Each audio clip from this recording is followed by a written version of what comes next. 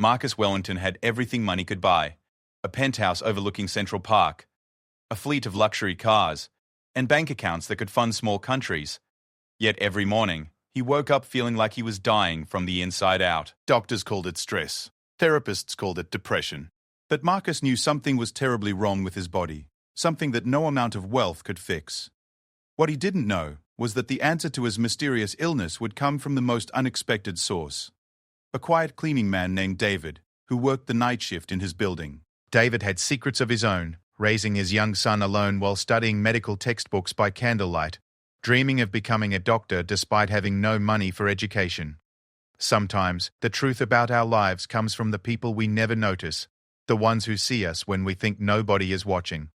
This is the story of how a desperate millionaire and a determined single father discovered that healing comes not from what we can afford, but from what we're willing to face about ourselves. Marcus Wellington pressed his face against the cool marble of his bathroom wall, feeling another wave of nausea wash over him like poison in his veins. The reflection staring back from his gold-framed mirror looked like a ghost of his former self. Dark circles ringed his eyes. His skin had turned a sickly pale yellow, and his once powerful frame had shrunk to nothing more than expensive clothes hanging on tired bones. 3 years ago, Marcus had been the king of Wall Street, the man who could turn millions into billions with a single phone call. His investment firm commanded respect from London to Tokyo, and his name appeared regularly in Forbes magazine as one of America's youngest self-made billionaires. He had built his empire from nothing, starting with a borrowed $1,000 and a burning desire to prove everyone wrong who had ever called him worthless. But success had come with a price that Marcus never saw coming. The symptoms started small: occasional headaches that he blamed on too much screen time, strange stomach pains that he attributed to stress eating, and a persistent tiredness that even 12-hour sleeps couldn't cure. He told himself it was the cost of doing business, the natural result of working 18-hour days and living on nothing but coffee and determination. Marcus tried everything money could buy to feel better. He hired the best doctors in New York City, specialists who charged more per hour than most people earned in a month. Dr. Harrison, his primary physician, ran every test imaginable: blood work that filled entire folders, brain scans that looked like abstract art, and procedures with names Marcus couldn't even pronounce. Each test came back normal, leaving the doctors scratching their heads and Marcus feeling more hopeless than ever.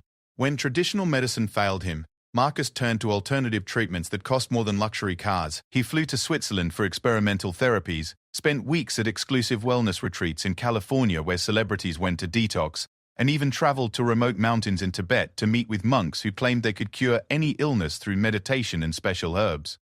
Nothing worked. If anything, Marcus felt worse after each expensive treatment, as if his body was rejecting every attempt to heal it. The irony wasn't lost on him. Marcus Wellington, the man who could buy anything in the world, couldn't purchase the one thing he desperately needed: his health.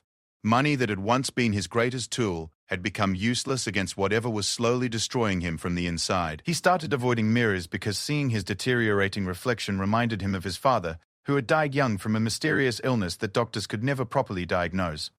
Marcus began withdrawing from the world that had once revolved around him. He stopped attending board meetings, letting his business partners handle deals that would have once required his personal attention. Social events that had filled his calendar became impossible to attend as his energy drained away like water through a broken dam. His penthouse apartment, once a symbol of his incredible success, had become a luxurious prison where he spent his days lying on Italian leather couches, staring at the ceiling and wondering if he was slowly dying. His personal assistant, Jennifer, noticed the change immediately. She had worked for Marcus for 8 years and had never seen him miss a day of work, let alone weeks at a time. She started screening his calls more carefully, making excuses for his absence at important meetings, and quietly rearranging his schedule to accommodate the unpredictable nature of his illness. Jennifer worried about her boss, but she also worried about her job. If Marcus couldn't work, what would happen to his empire, and what would happen to the hundreds of people who depended on his company for their livelihoods? The worst part wasn't the physical pain, though that was constant and exhausting. The worst part was the loneliness that came with being sick while surrounded by people who only cared about his money. His so-called friends disappeared when he stopped being useful to them, when he couldn't provide connections or business opportunities. Women who had once fought for his attention suddenly found reasons to be busy when he called. Marcus realized that his wealth had attracted people who loved what he could do for them, not who he actually was as a person. Late at night, when sleep refused to come and his body ached with mysterious pain, Marcus would stand at his floor-to-ceiling windows and look down at the city below. New York never slept, and from his penthouse, he could see the lives of millions of people continuing their normal routines while he felt trapped in a nightmare of declining health and growing isolation. He wondered if this was how his story would end, alone in a magnificent apartment, surrounded by possessions that had lost all meaning, slowly wasting away despite having every advantage money could provide. Marcus had always believed that success meant control, that enough money and power could solve any problem life might throw at him. His illness was teaching him a harsh lesson about the limits of human control, about forces in life that couldn't be bought, threatened, or negotiated with. He was learning what it meant to be truly powerless, and for a man who had built his entire identity around strength and dominance, this lesson was almost as painful as the mysterious disease that was consuming his body. The cleaning staff of his building had become some of the only people Marcus saw regularly. They arrived every evening after the sun went down. Quiet workers who maintained the luxury of his world, while he suffered in plain sight. Most of them barely acknowledged his presence, focusing on their work and trying to remain invisible as they had been trained to do. Marcus barely noticed them either, seeing them as part of the building's machinery rather than as real people with their own lives and struggles. But lately, as his illness progressed and his world grew smaller, Marcus had started paying more attention to the people around him who weren't trying to take something from him. The night security guard, who always asked politely about his health. The doorman who remembered his preferences without being asked. And especially the quiet man who cleaned his floor every Tuesday and Friday, someone Marcus had seen dozens of times but had never really noticed until desperation made him aware of everyone in his shrinking world. What Marcus didn't know was that this quiet cleaner had been watching him too, noticing things that trained doctors had missed, seeing patterns that expensive specialists had overlooked. Sometimes the answers we need most come from the people we least expect to have them, and Marcus Wellington was about to discover that his salvation might come from the most unlikely source imaginable. David Rodriguez pushed his cleaning cart down the marble hallway of the Wellington Tower, the wheels making soft whisper sounds against the expensive flooring. It was 11:30 p.m. on a Tuesday, and most of the building's wealthy residents were either asleep or out enjoying the kind of nightlife that David could only imagine. He preferred working the night shift because it paid slightly more than day cleaning, and every extra dollar mattered when you were raising an 8-year-old son alone while trying to save money for medical school. David had been cleaning this building for 3 years, and in that time, he had become invisible to most of the residents. Rich people had a special talent for looking right through service workers, treating them like furniture that happened to move around and perform useful functions. David didn't mind being invisible most of the time. It made his job easier when people ignored him, and it gave him space to think about his studies while he worked. But lately, David had been paying special attention to the man in the penthouse. Marcus Wellington was impossible to ignore, not because he was demanding or rude like some residents, but because something was clearly very wrong with him. David had noticed the changes gradually over the past several months. The confident businessman who used to stride through the lobby like he owned the world had become a shadow of himself, moving slowly and carefully, as if every step caused pain. Working in a building full of wealthy people had taught David to recognize the signs of different kinds of suffering. Some residents suffered from loneliness, drinking expensive wine alone every night. Others suffered from anxiety, constantly on their phones dealing with business crises that seemed to never end. But Marcus Wellington was suffering from something physical, something that was eating away at him despite all his money and resources. David had grown up in a family where money for doctors was scarce, so he had learned to pay attention to symptoms and changes in people's health. His grandmother, who had raised him after his parents died in a car accident, had been a nurse before she retired. She had taught David to notice things that others missed, how someone's breathing changed when they were in pain, how skin color could indicate different types of illness, how posture and movement revealed what words couldn't express. Every time David cleaned the penthouse floor, he observed Marcus with the careful attention his grandmother had taught him. He noticed how the man's hands shook slightly when he thought no one was looking. He saw the way Marcus pressed his palm against his stomach, as if trying to relieve some internal pressure. He observed how the wealthy businessman had lost significant weight, his expensive clothes now hanging loose on his frame like they belonged to someone else. But most importantly, David noticed things about Marcus's environment that might be making him sick. During his cleaning rounds, David had access to parts of the building that even wealthy residents rarely saw. He knew about the building's ventilation system, its water filtration, its pest control measures, and its structural maintenance. He had learned that luxury buildings often had hidden problems that management preferred to keep secret from the paying residents. David's dream of becoming a doctor wasn't just a fantasy he entertained during boring cleaning shifts.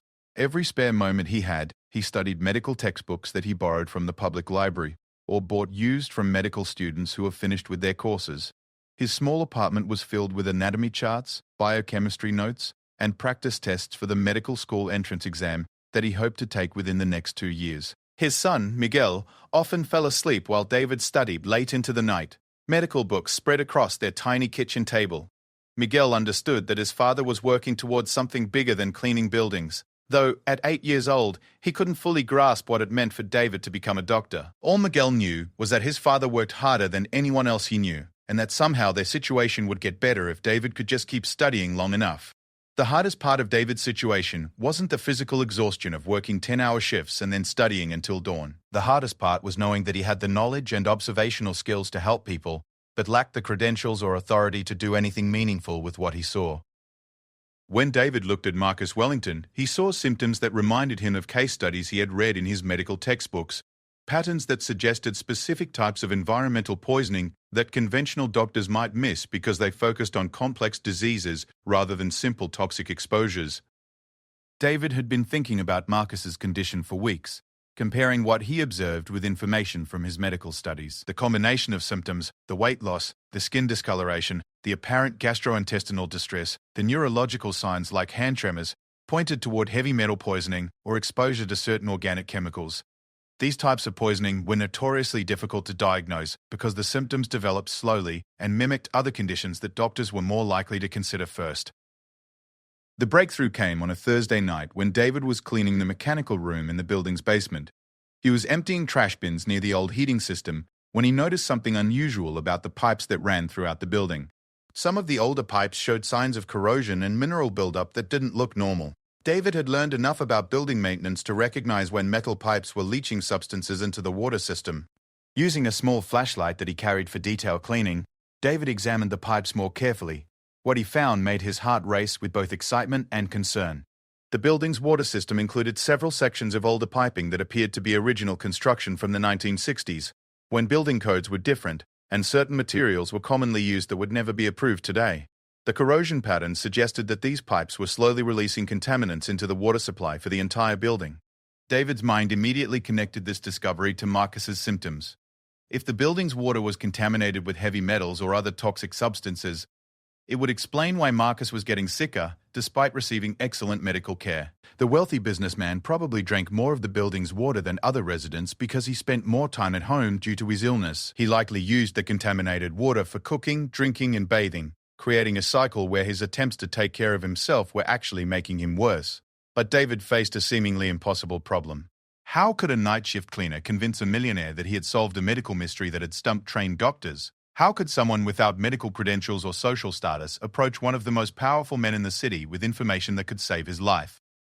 David knew that if he approached Marcus directly, he would likely be dismissed as a worker overstepping his boundaries, possibly even fired for interfering with residents' private affairs. David spent the rest of his shift thinking about the ethical implications of what he had discovered. He had information that could potentially save Marcus's life, but no acceptable way to communicate that information. The class differences between them created barriers that seemed impossible to overcome. David understood that rich people lived in a world where they received advice only from other rich people or from professionals with impressive credentials. A cleaning man's observations, no matter how accurate, would be dismissed without consideration. As David finished his cleaning duties and prepared to go home to his sleeping son, he made a decision that would change both their lives forever. He couldn't approach Marcus directly, but he could find a way to make the information impossible to ignore. He would have to be creative, strategic, and willing to risk his job to save a man who had never even acknowledged his existence. The irony of the situation wasn't lost on David. Here he was, a poor single father struggling to pay for his own child's basic needs, about to risk everything to help a billionaire who had access to resources that David could only dream of. But David's grandmother had taught him that healing people wasn't about money or social status. It was about having the knowledge to help and the courage to act on that knowledge, regardless of the personal cost. David understood that this moment could be the beginning of something that would either destroy his carefully planned future or open doors he had never imagined possible. Sometimes life presents us with choices that seem impossible but turn out to be exactly the opportunities we need to become who we're meant to be. David spent 3 sleepless nights planning his approach to Marcus Wellington. He couldn't simply knock on the penthouse door and announce his discovery about the contaminated water system. He needed a strategy that would make Marcus listen without immediately dismissing him as an overstepping employee. The solution came to him while he was helping Miguel with a school project about environmental science. The key was documentation. David would need to present his findings like a professional report, with evidence and research that couldn't be easily ignored.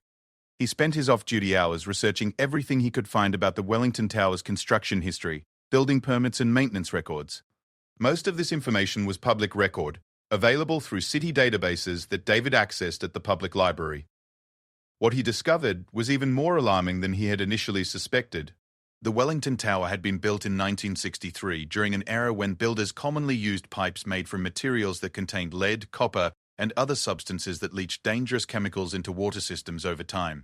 The building had undergone several renovations, but the water delivery system had never been completely updated. City inspection records showed multiple minor violations related to water quality over the years, but these had been quietly resolved through administrative processes rather than actual infrastructure improvements.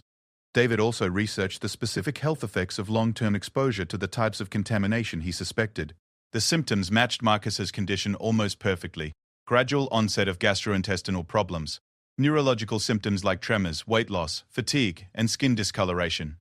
Most importantly, David learned that this type of poisoning was often misdiagnosed because it mimicked stress-related illnesses and autoimmune disorders that wealthy, high-pressure individuals were more likely to develop.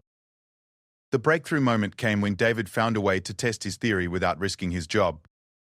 During his regular cleaning duties, he collected small samples of water from different taps throughout the building, including the penthouse. Using a water testing kit that he purchased with money meant for groceries, David confirmed that the water in the upper floors contained dangerous levels of lead and copper, along with traces of other heavy metals that had no business being in drinking water. Armed with this evidence, David faced his next challenge: how to get Marcus to take him seriously. The answer came from an unexpected source: Marcus himself. During one of David's cleaning shifts, he overheard Marcus on a phone call with someone who seemed to be another doctor. Marcus sounded desperate, frustrated, and increasingly angry about his continuing decline despite expensive treatments. David heard him say something that broke his heart. "I just want to know what's wrong with me. I'll pay anything, do anything, if someone can just tell me what's killing me." That night, David made his move. Instead of approaching Marcus directly, he prepared a detailed report about his findings and left it in a place where Marcus couldn't miss it. He typed the report on an old computer at the community center where Miguel sometimes played after school, formatting it to look as professional as possible. The report included his research about the building's water system, the test results showing contamination levels, medical references about heavy metal poisoning, and a detailed analysis of how Marcus's symptoms matched the expected effects of long-term exposure. David titled the report Environmental Health Assessment, Wellington Tower Water Quality and Resident Health Impact. He included copies of the water test results, photographs of the corroded pipes he had found in the basement, and excerpts from medical journals about heavy metal poisoning. At the bottom, he included a simple note: "This information is provided by someone who cares about your health and has the knowledge to help." The solution is simpler than you might think, but it requires immediate action. The next part of David's plan required careful timing and considerable courage. He knew that Marcus received his mail and packages in the lobby every morning around 10 a.m., usually while David was finishing his shift. Instead of leaving the building at his normal time, David waited in the service area until he saw Marcus come down to collect his mail. Then, David approached the building's front desk and asked the security guard to deliver an urgent building maintenance report to Mr. Wellington immediately. Marcus almost threw the envelope away without opening it, assuming it was another sales pitch or investment opportunity. But something about the professional appearance of the document and the urgent way the security guard presented it made him pause. When he opened the envelope and began reading, his initial reaction was confusion and irritation. Who was sending him technical reports about building maintenance? Why should he care about water pipes and contamination levels? But as Marcus continued reading, his irritation turned to shock, and then to something approaching hope. The symptoms described in the report matched his experience exactly. Not just the obvious ones that he had reported to doctors, but subtle details that he had never mentioned to anyone. The tremor in his left hand that he thought no one noticed. The specific type of stomach pain that seemed to worsen after he drank water at home. The metallic taste in his mouth that he had attributed to expensive dental work. The medical references in the report were legitimate, sourced from respected journals and research institutions. The water test results were dated and specific, clearly showing contamination levels that exceeded safe drinking standards. Most convincing of all was the photographic evidence of the building's pipe system, showing corrosion and mineral buildup that obviously didn't belong in a luxury residential building. Marcus read the report 3 times before the full implications sank in. If this information was accurate, he had been slowly poisoning himself with contaminated water for years. Every glass of water he drank, every shower he took, every cup of coffee he made at home was contributing to his decline. The irony was devastating. His expensive penthouse apartment, the symbol of his success, had been killing him all along. But who had prepared this report? The technical knowledge demonstrated was clearly beyond what a casual observer could possess. Someone with medical training and environmental expertise had investigated his building and his condition with remarkable thoroughness. The note at the bottom suggested that this person not only understood his problem but also knew how to fix it. Marcus immediately called the building management company and demanded to speak with the senior engineer.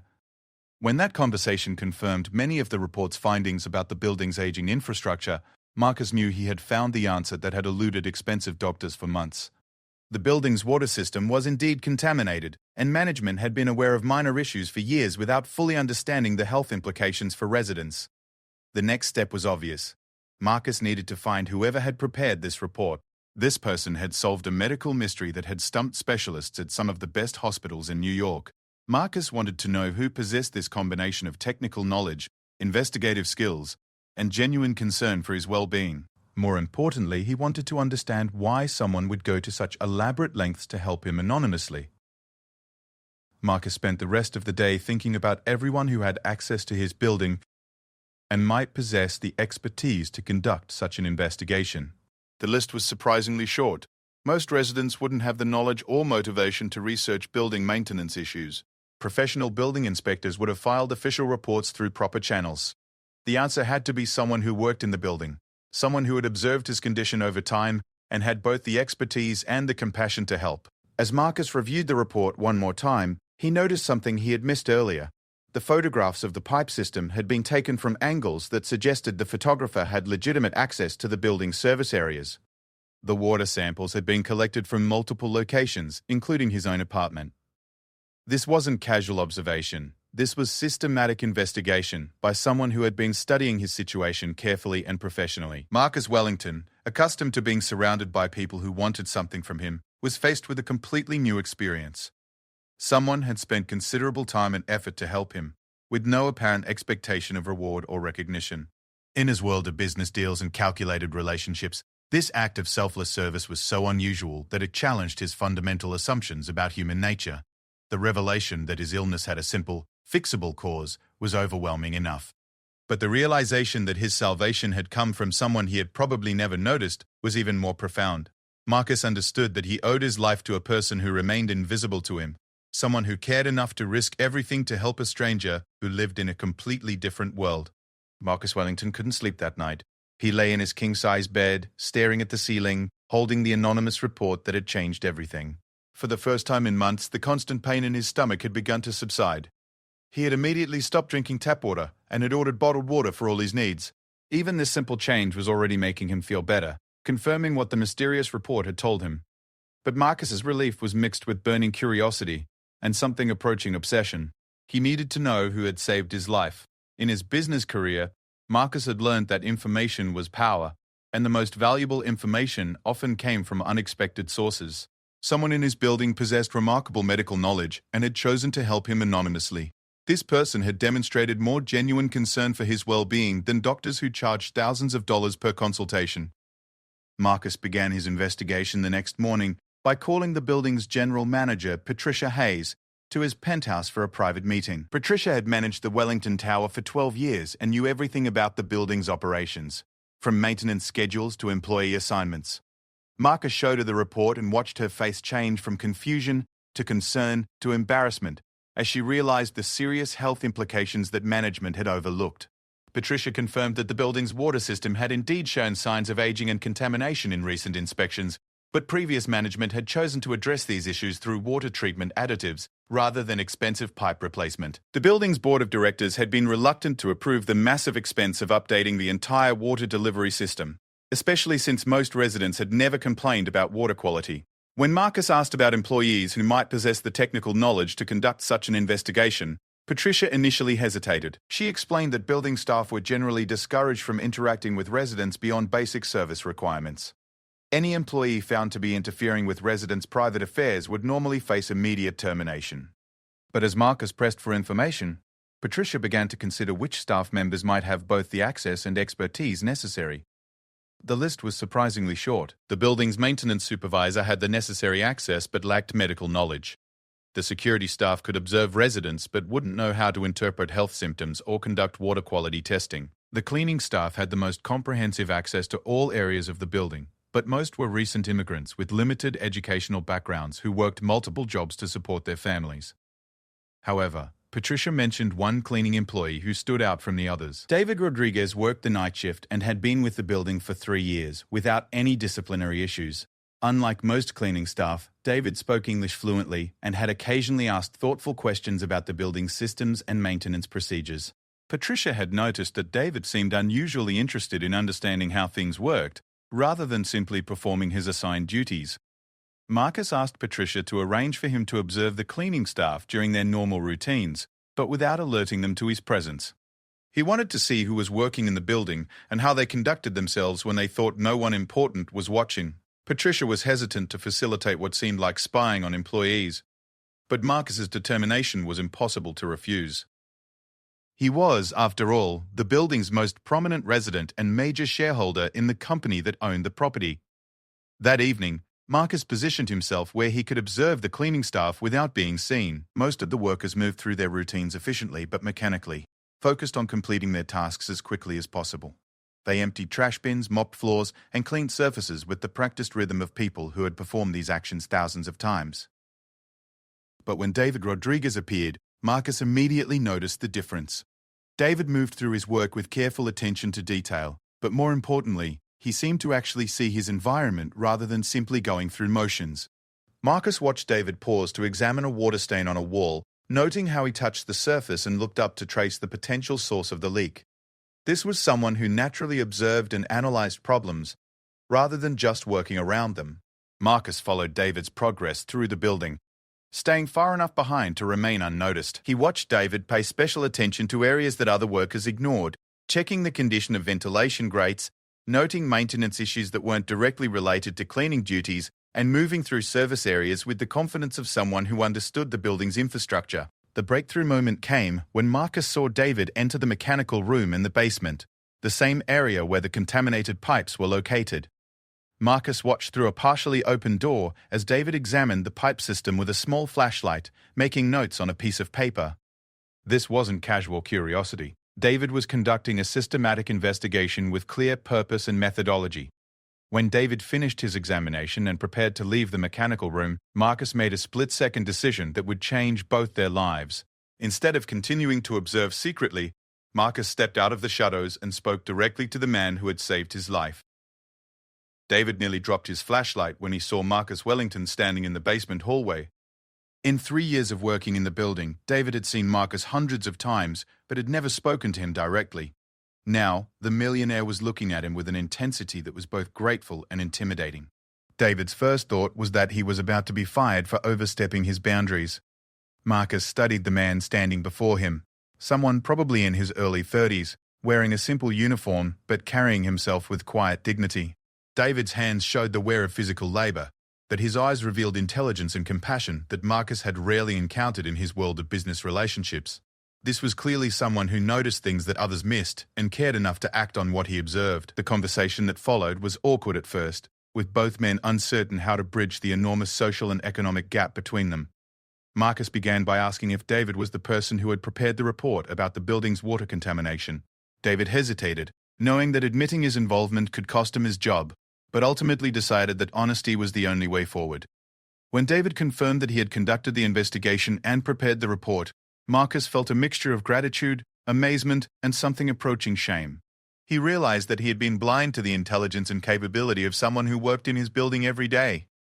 His assumptions about social class and education had prevented him from seeing David as anything more than part of the building's service machinery. As they talked, Marcus learned about David's background. His dream of becoming a doctor, his dedication to studying medicine despite working full-time to support his son, his grandmother's influence in teaching him to observe and care about people's health. Marcus discovered that David possessed not only the medical knowledge to diagnose his condition, but also the moral character to help someone who had never acknowledged his existence. David, meanwhile, was discovering that Marcus Wellington wasn't the cold, arrogant businessman he had imagined. Stripped of his wealth and power by illness and desperation, Marcus revealed himself to be genuinely grateful and surprisingly humble.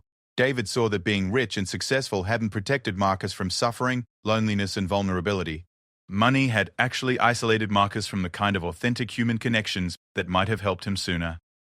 The conversation stretched late into the night, with both men sharing more about themselves than either had expected. Marcus talked about his childhood poverty, his desperate hunger for success, and his recent realization that wealth without health was meaningless.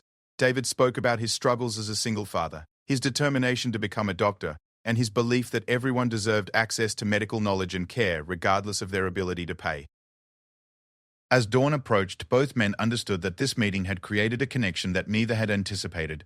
Marcus had found not just the solution to his medical problem, but also a relationship with someone who saw him as a person rather than as a source of money or influence.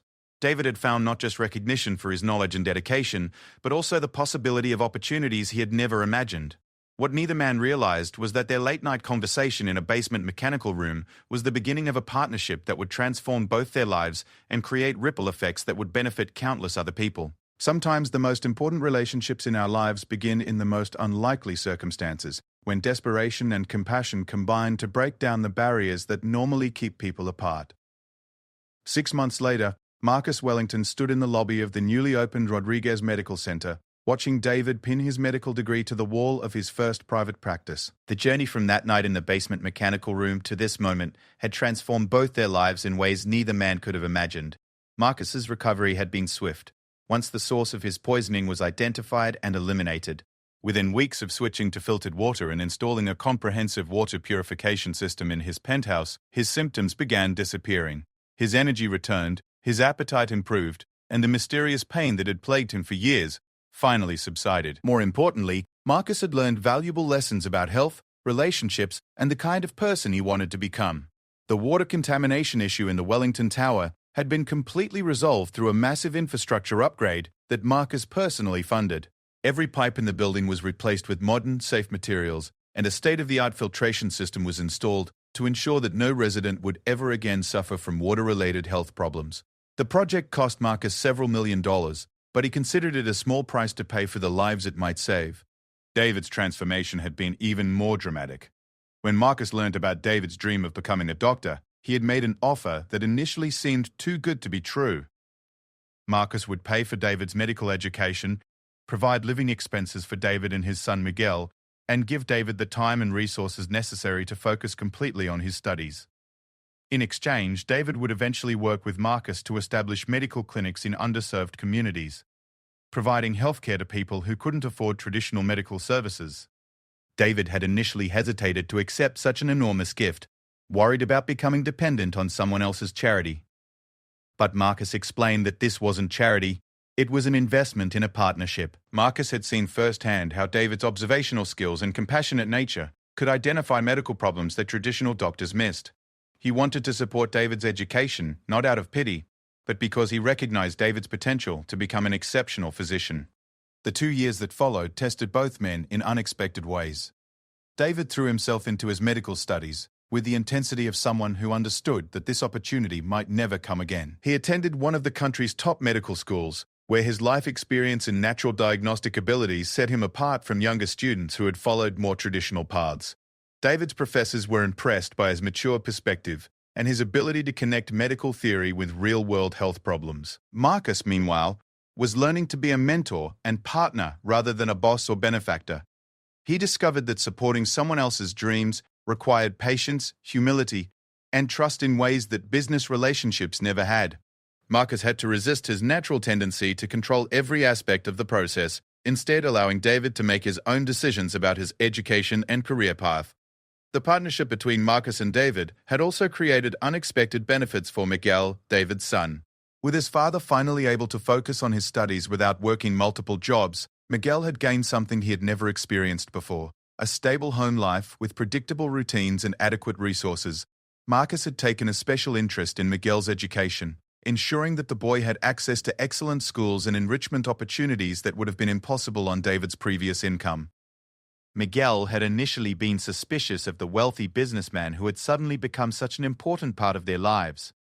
But over time, Miguel came to see Marcus as something like an uncle. Someone who cared about their family's well-being and who had helped make their dreams possible. Marcus, who had never had children of his own, discovered that watching Miguel grow and learn brought him more satisfaction than any business success he had ever achieved. The Rodriguez Medical Center represented the fulfillment of a shared vision that Marcus and David had developed during their long conversations about healthcare, inequality, and social responsibility. The clinic was designed to provide high-quality medical care to people regardless of their ability to pay, using a sliding scale fee structure that made healthcare accessible to everyone in the community. David had insisted that the clinic be located in the neighborhood where he had grown up, an area where many residents worked multiple low-paying jobs and couldn't afford traditional medical insurance. The clinic offered not just basic health care, but also preventive services, health education, and specialized care for conditions that were often overlooked in community health centers. Marcus had contributed more than just funding to the clinic's creation. His business expertise had been essential in navigating the complex regulatory and administrative challenges involved in establishing a new medical practice. His connections in the business community had helped secure partnerships with pharmaceutical companies, medical equipment suppliers, and other healthcare providers who were willing to support the clinic's mission. But the most important contribution Marcus made to the clinic was his willingness to challenge his own assumptions about poverty, healthcare, and social responsibility. Working with David had taught Marcus that intelligence, compassion, and capability existed in every community, regardless of economic circumstances. The clinic was designed to respect the dignity of every patient, recognizing that people's financial situation didn't determine their worth or their right to quality health care. The opening day of the Rodriguez Medical Center attracted attention from local media, healthcare professionals, and community leaders who were curious about this unusual partnership between a billionaire businessman and a doctor who had started his career as a cleaning worker. But Marcus and David were less interested in publicity than in the practical work of serving patients who had limited options for healthcare. David's first patient was an elderly woman named Rosa Martinez, who had been suffering from diabetes complications but couldn't afford regular medical care. As David examined Rosa and explained her treatment options in both English and Spanish, Marcus watched from the reception area and felt a profound sense of satisfaction that had nothing to do with money or power.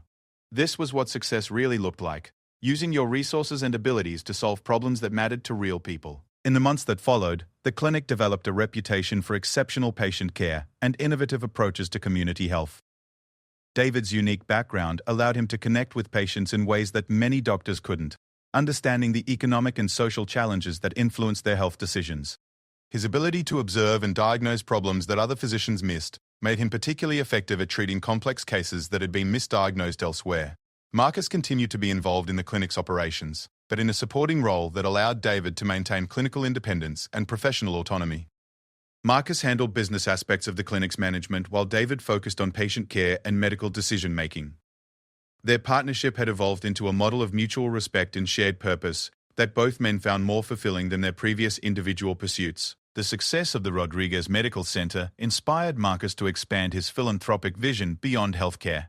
He established a foundation that focused on identifying and supporting talented individuals from disadvantaged backgrounds who had the potential to make significant contributions to their communities. The foundation provided educational opportunities, mentorship programs, and startup funding for people whose circumstances had prevented them from realizing their full potential. David, meanwhile, had become a respected voice in discussions about healthcare inequality and community medicine. He spoke at medical conferences about the importance of environmental health factors in diagnosis, sharing the story of how he had identified Marcus's poisoning by understanding the relationship between living conditions and health outcomes. His work had influenced other physicians to pay more attention to environmental causes of illness that were often overlooked in traditional medical training. As Marcus looked around the busy clinic on its first anniversary, he reflected on how much his life had changed since that desperate night when he thought he was dying alone in his penthouse apartment.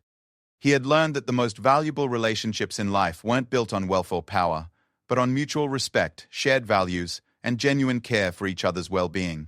David, checking on patients in the clinic's examination rooms, thought about his grandmother's teachings about service and compassion.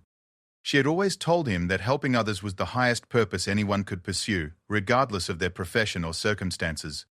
Now David understood that his grandmother's wisdom had guided him toward a life that combined his medical knowledge with his commitment to serving people who needed healthcare the most. The story of Marcus Wellington and David Rodriguez had become more than just a tale of illness, diagnosed and lives transformed. It had become proof that the most powerful changes in our world happen when people from different backgrounds choose to see each other as human beings, deserving of respect, support, and opportunity. Sometimes the people who save us are the ones we never noticed. And sometimes saving someone else is exactly what we need to save ourselves.